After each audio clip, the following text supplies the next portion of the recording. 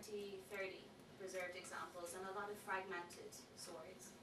And when we got in contact, he said, I have between 95 and 100 preserved examples in my database. So of course, the important thing is to collaborate then with people like this. So he had not done so much work on the iconographic and the literary evidence, so we agreed to swap information. But because he was the first person to get all of these preserved examples together in one place, really study the material firsthand, he had managed to develop a typology for the preserved examples, and he divided this into 7 different types. And this was really exciting because this has been done with other armour and weapons, but never even attempted in relation to the curved blades. This is fantastic. And with the iconographic evidence, I had managed to develop my own typology. You can see that the typology is not so, it's not got so many categories as Marek's typology, but this was simply because certain morphological qualities don't translate well into iconographic representations. And most of the iconographic evidence was made up of black and red figure pottery. There wasn't that much in other categories for sculpture, mosaics, and metalworks. And the literary evidence was the largest category. There are 236 entries relating to the ancient terms machaira and kopis. But this was the largest category, but it was also the most difficult to interpret. And this was because it became very quickly very clear that the presence of the ancient term kopis or machaira did not actually imply the presence of a curved, single-edged blade. It had a range of meanings.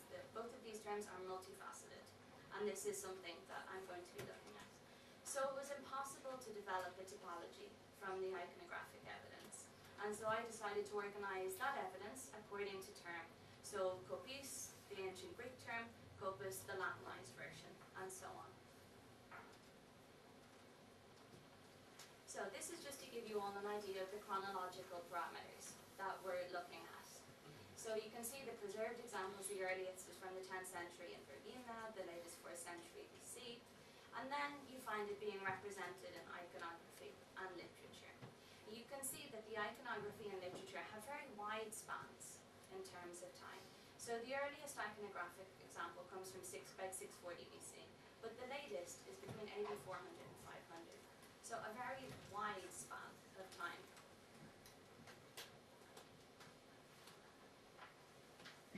So I want to begin the discussion of how terminology can influence our perceptions with a general look at the nature of the ancient literary evidence.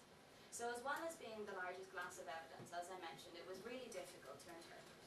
And this is because most modern authors had underplayed how multifaceted these terms actually are. So the multifaceted nature of the term machaira was really apparent in the biblical texts, and this was something that I never imagined myself looking at as biblical texts. But the Bible was the single book that was it had the most frequent amount of entries for machaira. So the database for machaira had 177 entries. 71 of these were from the Greek Old and New Testament, not including the extra biblical literature. But not one of these 71 entries relating to the term machaira in the Bible could definitely be related to the curved single-edged sword. They were all very vague, so you could translate them as a blade, as a sword, as a knife. You could translate them definitely as a curved single-edged sword.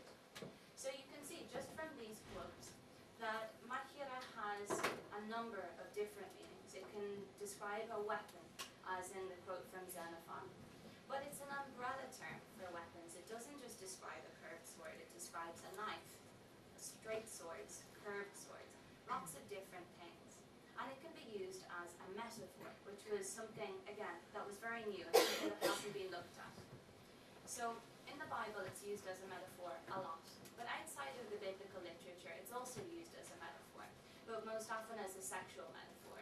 So my sword is too big for your scabbard, and that kind of thing. It's all very funny, and it's used as a metaphor outside of the Bible.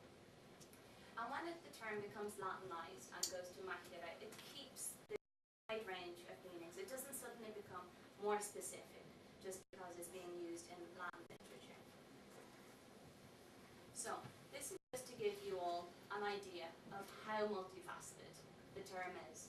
So the red part, the largest part, it shows me all of the examples where I could translate machaira as any sword. So that doesn't mean that it's a curved sword, it just means it's a curved or a straight sword. And you can see that in a small amount of cases, you could translate machaira as single-edged sword, that there was an adjective or there was a description of a technique that meant I could actually link the term machaira with the curved single-edged blade. But most of the time, there wasn't. And you can see this really clearly with this chart. So to move on to the second term, which is kopis. This comes from kopto, which is to chop or cut.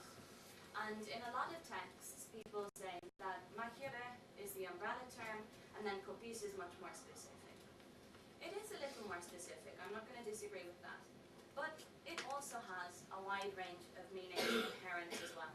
So it is used as a weapon, yes, but it's also used to describe a quarrelsome person, as in this quote from Euripides, and it's the name of a festival, as described in Athenaeus.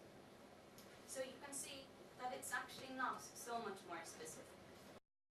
Only one reference to the Latinized version of the term kopis in the whole of my database, and this was interesting, because I didn't expect that there would be so many Latin terms as Greek terms, but I didn't expect for there just to be one mention of the Latin term kopis. And what's interesting is that in this quote from Quintus Curtius, is that he uses kopidas very specifically. So it is actually referring to the curved single-edged sword. So we have one very specific reference from Latin, and then that's it. So it's very difficult to take anything just from one reference. You can't do much with it statistically. So again, this is just to give you an idea, to make it very clear that kopis, most of the time it does refer to the single-edged curved swords that we're looking at, but that it also has a range of meanings.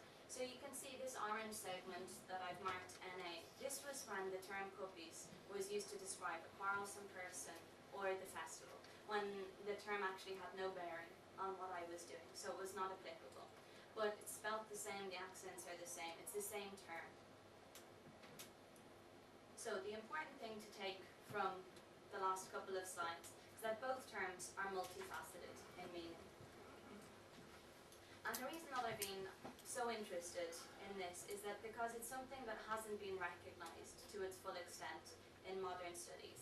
And what I want to emphasise is that our interpretation of these terms has created problems for the study of the curved blades. We've made life difficult for ourselves, basically. So it's very clear, I hope from the last couple of slides, that the presence of the Greek term or the Latin term machaira or kopis does not necessarily imply the presence of a curved single-edged sword.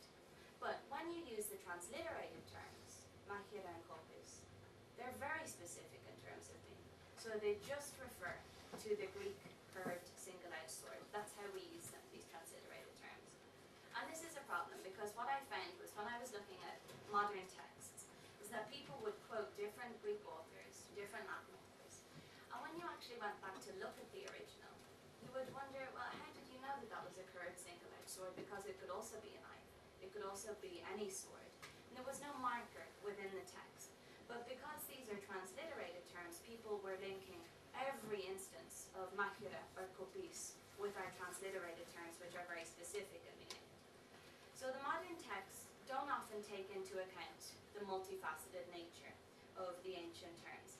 And you can see this in the top quote from Tarasuk and Blair, where they differentiate between machaira and kopis.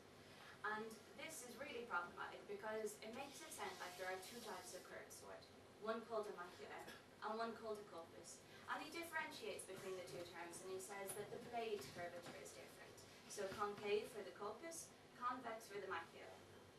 This is based on fallacies, based on nothing, because not a single one of the ancient texts that I surveyed differentiate between these two ancient terms and say kopis means a curved sword of this shape and machaira means a curved sword of this shape.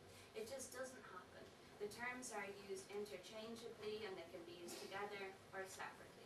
But there is not one sword called a machaira and another called a kopis. And this is really unhelpful. So if we look at the second quote from